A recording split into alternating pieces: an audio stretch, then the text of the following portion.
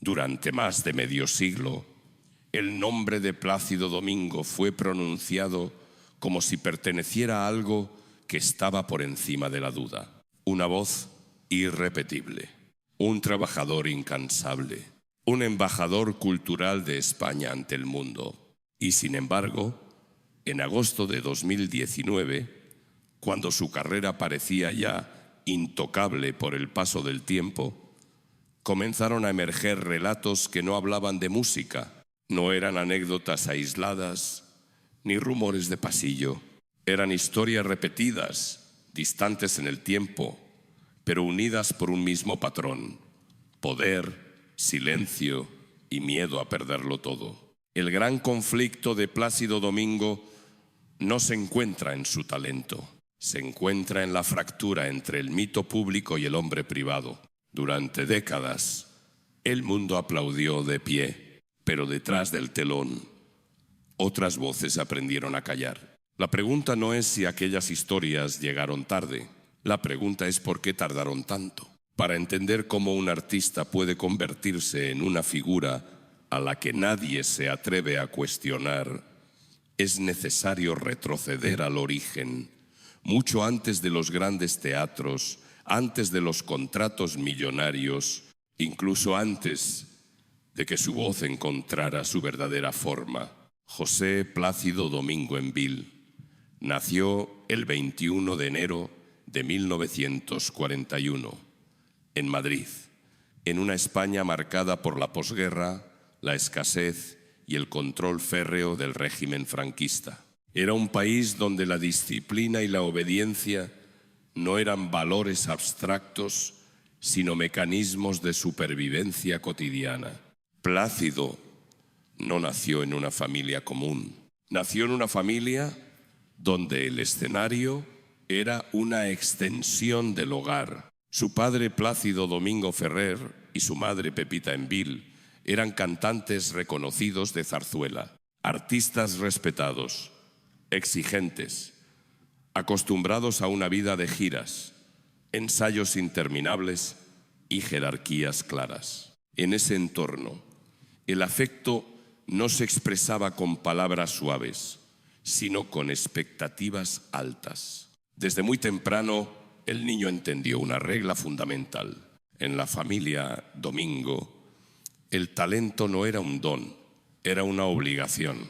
No hay registros de una infancia marcada por la miseria, pero sí por una constante presión silenciosa. La música estaba en todas partes, no como refugio, sino como mandato. El error no se castigaba con gritos, sino con decepción. Y la decepción, para un niño, puede ser una forma profunda de control.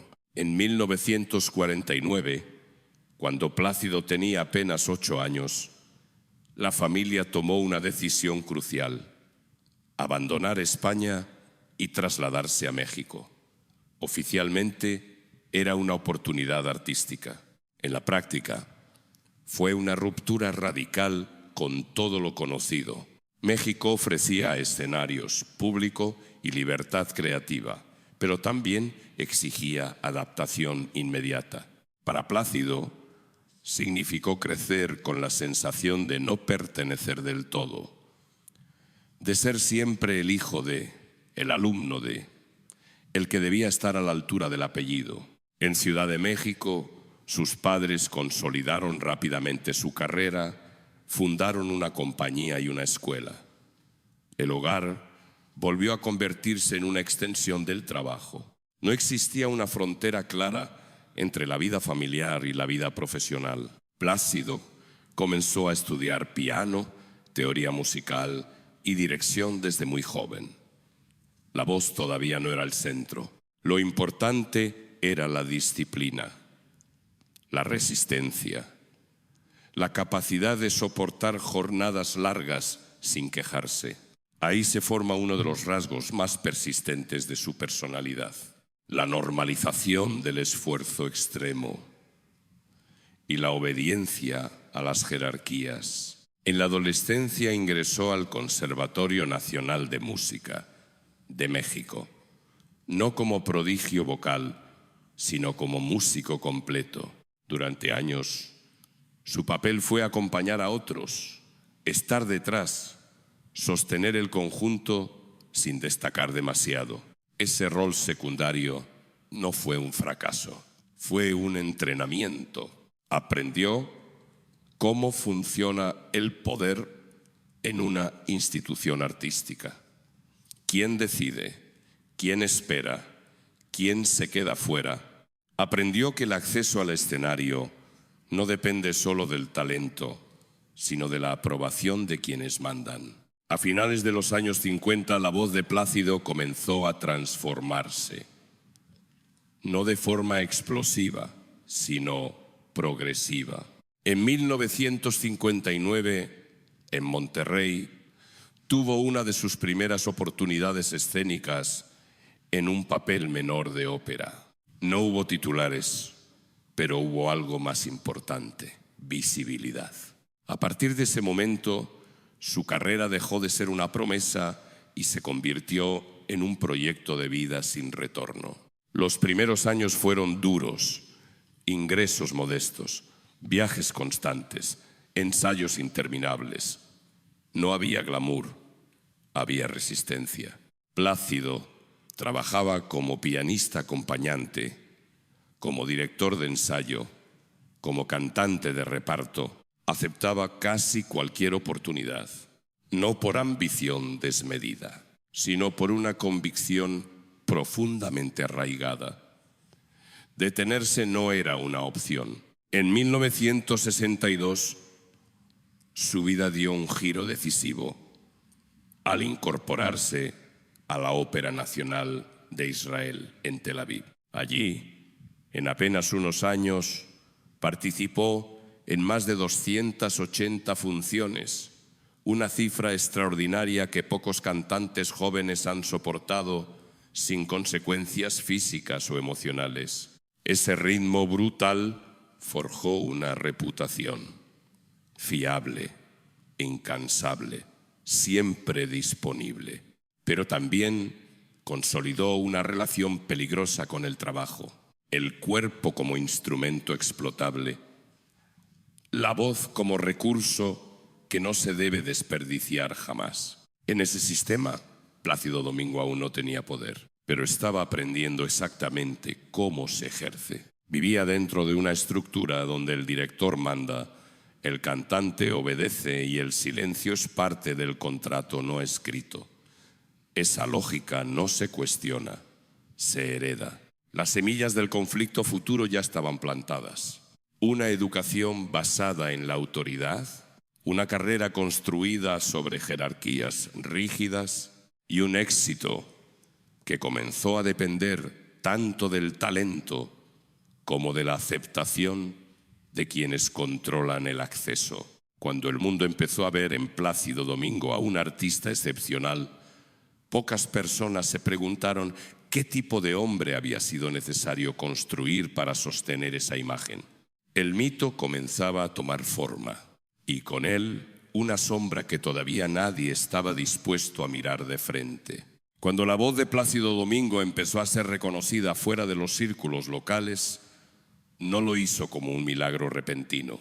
No hubo un instante único de revelación. Hubo desgaste. A comienzos de la década de 1960, su vida se definía por el movimiento constante.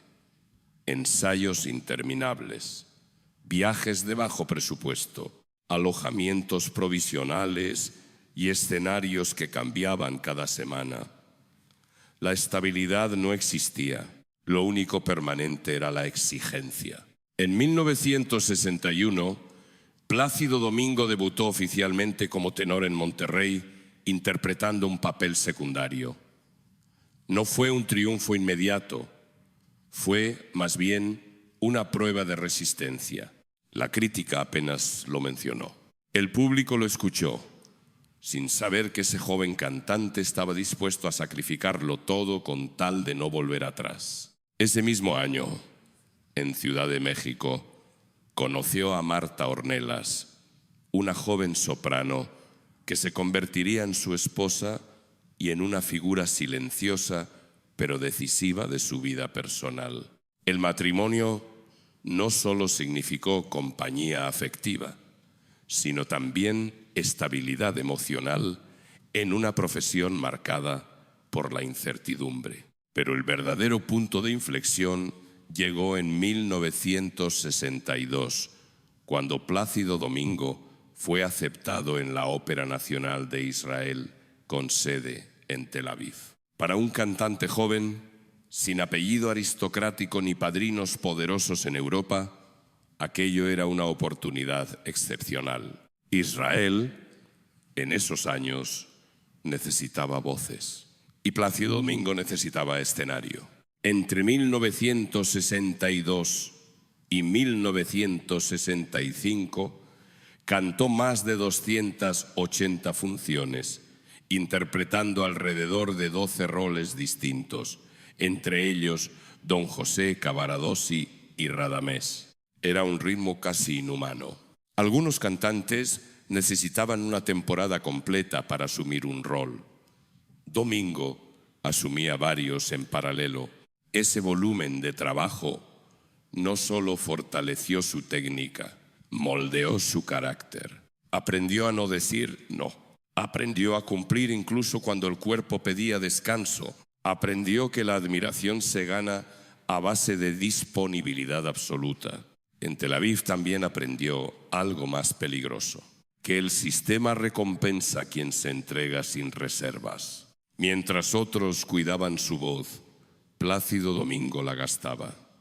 Y cuanto más la gastaba, más indispensable se volvía. La ópera no perdona la fragilidad, pero sí idolatra al que parece no tener límites. En 1965, su nombre comenzó a circular fuera de Israel. Llegaron invitaciones desde Italia, Estados Unidos y Alemania. En 1968 debutó en el Metropolitan Opera de Nueva York, uno de los templos más prestigiosos de la ópera mundial. Ese debut no fue solo un logro artístico, fue una consagración simbólica. A partir de ese momento, Plácido Domingo dejó de ser un cantante prometedor para convertirse en una figura central del circuito internacional. Los contratos se multiplicaron, los honorarios aumentaron, las agendas se saturaron. En Nueva York, Milán y Viena, su nombre empezó a asociarse a fiabilidad, excelencia y entrega total. No era solo un tenor brillante, era un profesional incansable, un trabajador de la voz. La prensa comenzó a construir el relato, el artista que nunca falla, el hombre que siempre está, el cantante que canta cuando otros descansan. En 1970 debutó en la Scala de Milán, uno de los escenarios más exigentes del mundo. No todos sobreviven a ese bautismo. Domingo no solo sobrevivió, se consolidó. A partir de ahí, su presencia en los grandes teatros se volvió habitual. Durante la década de los 70, Plácido Domingo cantó en más de 80 producciones diferentes. Interpretó cerca de 30 roles y comenzó a grabar de forma sistemática. Los discos se vendían por cientos de miles. Las retransmisiones televisivas llevaban la ópera a hogares que nunca habían pisado un teatro. El éxito económico llegó de manera progresiva, pero firme. Contratos exclusivos, acuerdos con sellos discográficos, giras internacionales. Para finales de la década, sus ingresos anuales superaban ampliamente los de la mayoría de sus colegas. Y con el dinero llegó algo más sutil, la autoridad. Plácido Domingo no solo cantaba, opinaba, recomendaba, influía. A finales de los años 70, comenzó a asumir funciones de dirección artística en diversas instituciones. Ya no era únicamente intérprete, era parte de la estructura que decide.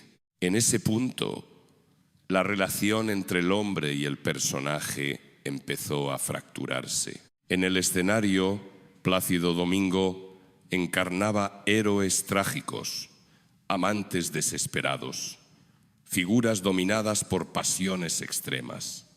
Fuera de él se le exigía serenidad, control y una imagen impecable.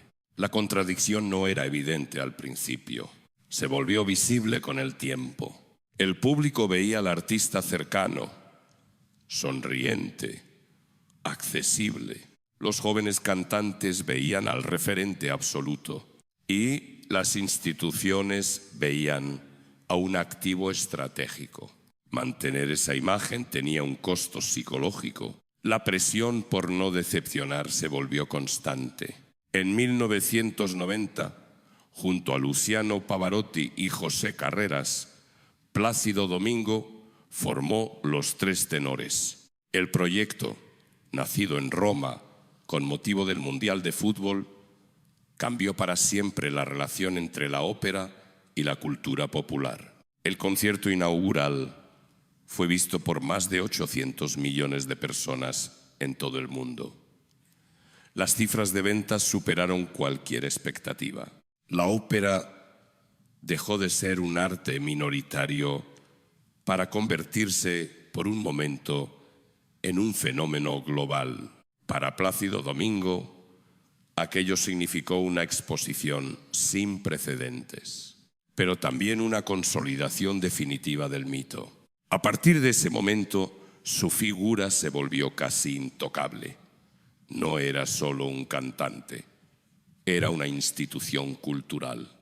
Recibió premios, doctorados honoris causa, condecoraciones en España, Francia, Estados Unidos y Japón. Sin embargo, mientras el mundo celebraba la cima, algo comenzaba a erosionarse por dentro. La agenda era implacable, los descansos escasos, la vida privada cada vez más reducida. Plácido Domingo seguía aceptando compromisos que otros rechazaban, no por necesidad económica, sino por una incapacidad profunda de detenerse. El aplauso se había convertido en una forma de validación imprescindible. La distancia entre el hombre real y el personaje público se ensanchaba. El escenario exigía grandeza, la realidad exigía silencio. Y en ese silencio, la estructura de poder que lo rodeaba se volvió más compleja.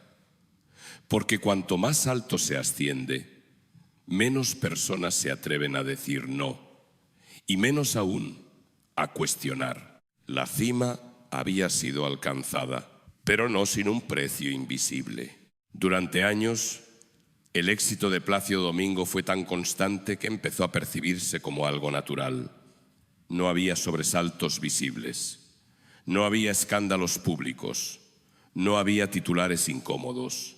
Esa estabilidad aparente fue, precisamente, el terreno donde el conflicto creció sin ser visto. A finales de la década de 1990, Plácido Domingo ya no era solo una estrella, era un nodo de poder dentro del mundo de la ópera. Su opinión influía en repartos, contrataciones, invitaciones a audiciones. En Washington, Los Ángeles y Nueva York, su nombre abría puertas que para otros permanecían cerradas. En 1996 asumió la dirección general de la Ópera de Washington y más tarde, en 2003, la de la Ópera de Los Ángeles. Estas posiciones lo colocaron en una situación inédita: artista consagrado y autoridad institucional al mismo tiempo. La línea entre creador y gestor se volvió difusa y con ella también los límites. Para muchos jóvenes cantantes, especialmente mujeres al inicio de sus carreras, Plácido Domingo representaba una figura ambigua: mentor, referente, posible puerta de entrada a un sistema extremadamente competitivo. En ese entorno, el no siempre era una opción clara. no porque hubiera órdenes explícitas, sino porque el silencio funcionaba como norma tácita. Las relaciones de poder raramente se expresan con violencia abierta. Se manifiestan en sugerencias, en expectativas no dichas, en la sensación de que el futuro depende de agradar a la persona adecuada. Durante años, estas dinámicas quedaron enterradas bajo capas de prestigio, respeto y miedo a las consecuencias. Mientras tanto, en el plano personal, la vida de Plácido Domingo seguía marcada por una rutina agotadora. A pesar de haber superado ya los 60 años, su agenda no disminuía. Cantaba, dirigía, viajaba. En algunos años acumulaba más de 70 funciones en distintos continentes. El cuerpo comenzaba a enviar señales. La voz, aunque todavía poderosa, exigía más cuidado. El descanso seguía siendo secundario. La identidad de Plácido Domingo estaba tan ligada al escenario que cualquier pausa se percibía como una amenaza. No cantar equivalía a desaparecer. Y desaparecer, para alguien que había vivido siempre bajo la mirada ajena, era una forma de muerte simbólica. En 2013 anunció su transición progresiva del repertorio de tenor al de barítono. El cambio fue presentado como una evolución artística. En realidad, también era una adaptación fisiológica necesaria. El tiempo no perdona, ni siquiera a las voces excepcionales. Pero incluso ese ajuste no redujo la presión interna. El aplauso seguía siendo una necesidad emocional, no solo profesional. El equilibrio comenzó a romperse en agosto de 2019. Ese mes, una investigación periodística dio voz a 9 mujeres que relataban experiencias de comportamiento inapropiado por parte de Plácido Domingo a lo largo de varias décadas, desde finales de los años 80 hasta principios de los 2000. Las historias no hablaban de un único episodio ni de una misma ciudad.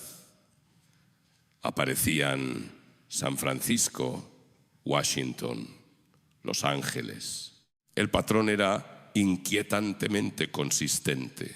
Las denunciantes describían situaciones donde la insistencia, la presión emocional y el uso implícito de la posición de poder creaban un entorno imposible de gestionar sin riesgo profesional. Algunas afirmaron haber visto sus oportunidades disminuir tras rechazar avances. Otras hablaron de llamadas persistentes, encuentros incómodos, silencios forzados. Plácido Domingo negó categóricamente las acusaciones iniciales. En un comunicado, sostuvo que todas sus relaciones habían sido consensuadas y lamentó que sus acciones fueran percibidas de otra manera décadas después. Pero el impacto ya estaba hecho. En cuestión de días, instituciones comenzaron a reaccionar. Actuaciones canceladas, contratos suspendidos. La Ópera de San Francisco, la Metropolitan Opera de Nueva York y otras entidades tomaron distancia. El mundo que durante años lo había protegido, ahora se movía con rapidez para desvincularse. No se trataba solo de un artista bajo sospecha, se trataba de un símbolo en caída. En octubre de 2019, tras una investigación interna, la Ópera de Los Ángeles anunció que Plácido Domingo renunciaba a su cargo de director general. El informe concluía que su conducta había sido inapropiada y que las denuncias eran creíbles. Por primera vez en su vida pública, Plácido Domingo aparecía sin control del relato. En febrero de 2020, emitió un comunicado en el que aceptaba plena responsabilidad por sus acciones pasadas y pedía perdón a quienes se sintieran heridos. El texto fue recibido con ambivalencia. Para algunos era un reconocimiento tardío, para otros insuficiente y ambiguo. Poco después matizó sus palabras, generando aún más confusión. La sensación de derrumbe era total. A nivel psicológico, el golpe fue devastador. El hombre que había construido su identidad sobre la admiración pública se encontraba ahora reducido a una figura cuestionada. El silencio que durante años había protegido su poder se volvió contra él. El aislamiento se intensificó. Las invitaciones desaparecieron. El aplauso se volvió lejano. En 2020, mientras el mundo enfrentaba una pandemia global, Plácido Domingo también enfrentaba su propia crisis de salud. Fue hospitalizado por COVID-19 en Acapulco, México. Aunque se recuperó, el episodio reforzó la sensación de vulnerabilidad. La caída no fue solo profesional, fue existencial. Durante décadas, Plácido Domingo había encarnado la idea de que el talento y el trabajo justifican todos los sacrificios. Pero ahora esa narrativa se resquebrajaba. El sistema que lo había elevado también lo había permitido todo, y al hacerlo había dejado heridas que no podían ignorarse. La fama, convertida en escudo durante años, se revelaba como un arma de doble filo, porque cuanto más alto se asciende, más larga es la caída, y porque el aplauso, cuando se apaga, deja un silencio más ensordecedor que cualquier crítica. Plácido Domingo no cayó por un solo acto, cayó por una estructura de poder normalizada, por una cultura que confundió admiración con impunidad y por una incapacidad colectiva de poner límites a tiempo.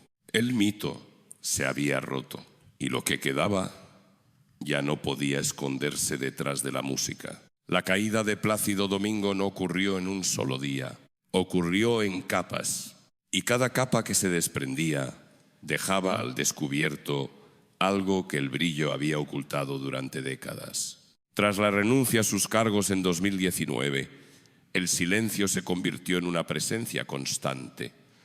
No era un silencio absoluto, sino uno selectivo. Las grandes instituciones estadounidenses cerraron filas. Europa, en cambio, reaccionó de forma distinta. Mientras en Estados Unidos su nombre se volvía incómodo, en algunos teatros de Italia, Alemania y Rusia, todavía se le ofrecían escenarios, no como antes, no con la misma unanimidad, pero suficientes como para recordar que el juicio público no es homogéneo y que la memoria cultural se comporta de manera desigual según el lugar. Ese contraste marcó el inicio de una nueva etapa. Plácido Domingo seguía siendo un artista activo, pero ya no era el centro del mundo operístico. Había pasado de símbolo incuestionable a figura debatida. En 2020, la pandemia global paralizó los teatros. Para muchos artistas, fue una pausa forzada. Para Plácido Domingo, fue algo más profundo, una interrupción total del único espacio donde todavía encontraba validación sin preguntas. Ese mismo año, su hospitalización por COVID-19 en Acapulco introdujo una dimensión inesperada, la fragilidad física. Por primera vez, el cuerpo impuso un límite que ni la disciplina ni la fama podían negociar. Al recuperarse, regresó a los escenarios de manera gradual. Cantó en Verona, en Moscú, en algunas ciudades de España. Cada aparición generaba reacciones divididas, aplausos largos, protestas puntuales, debates en la prensa, silencios incómodos. Ya no existía la unanimidad, y esa pérdida de consenso fue quizá el castigo más severo para alguien acostumbrado a la admiración total. Plácido Domingo evitó durante mucho tiempo las entrevistas extensas. Cuando habló, lo hizo con cautela. Sus palabras no buscaban justificar ni confrontar, buscaban sobre todo seguir adelante. No hubo grandes confesiones públicas, tampoco una retirada definitiva. Ese punto es crucial para entender su final abierto. Plácido Domingo no desapareció, pero tampoco volvió a ocupar el lugar que había tenido. En el plano personal, la vejez llegó acompañada de un repliegue evidente. La agenda se redujo, los desplazamientos se hicieron más selectivos, el círculo se cerró. La vida, por primera vez, comenzó a existir fuera del calendario de funciones. Sin embargo, el peso del pasado no se disipó. Las acusaciones siguieron formando parte inseparable de su nombre. Para una generación más joven, Plácido Domingo ya no era solo la voz, era también un ejemplo incómodo de cómo el talento puede convivir con estructuras de abuso cuando nadie se atreve a cuestionar. La percepción pública se transformó con el tiempo. No hubo una cancelación absoluta, tampoco una absolución colectiva. Hubo más bien una relectura. En esa relectura, su legado artístico sigue siendo inmenso. Más de 150 roles, miles de funciones, grabaciones que marcaron época, una contribución decisiva a la popularización de la ópera. Eso no desaparece, pero tampoco desaparece la otra parte. La historia de Plácido Domingo se convirtió en una advertencia silenciosa dentro del mundo cultural. El talento no suspende la ética. El prestigio no sustituye los límites. El aplauso no garantiza justicia. Su caso obligó a muchas instituciones a revisar protocolos, relaciones de poder, dinámicas normalizadas durante décadas. No por él solo, sino por lo que representaba. Un sistema que funcionó demasiado tiempo sin ser interrogado. Hoy, su nombre provoca reacciones distintas según quien lo escuche. Para algunos, sigue siendo una figura monumental de la música. Para otros, un recordatorio de todo lo que se permitió cuando el éxito era intocable.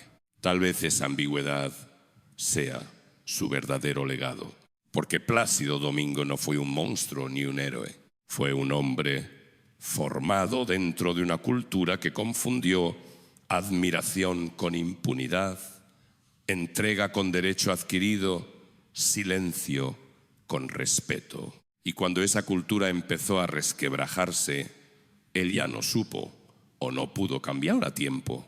La fama lo sostuvo durante décadas, pero también lo aisló.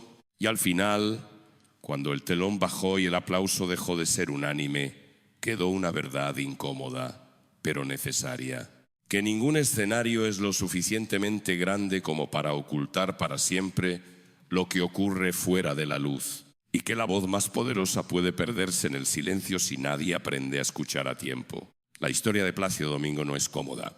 Nunca lo fue, porque obliga a aceptar que el talento no protege del error, que el prestigio no reemplaza la responsabilidad y que el silencio, cuando se prolonga demasiado, termina dañando a todos. Esta no es una historia para destruir una obra, ni para absolver una conducta. Es una historia para recordar que detrás de cada mito hay una persona y que ningún escenario justifica perder de vista a los demás. Si este relato te ha hecho pensar, incomodarte o dudar, entonces ha cumplido su propósito. Gracias por quedarte hasta el final. Gracias por escuchar cuando otros prefirieron no hacerlo. Suscríbete al canal si quieres seguir explorando las vidas reales, que se esconden detrás de la fama, las luces y las sombras.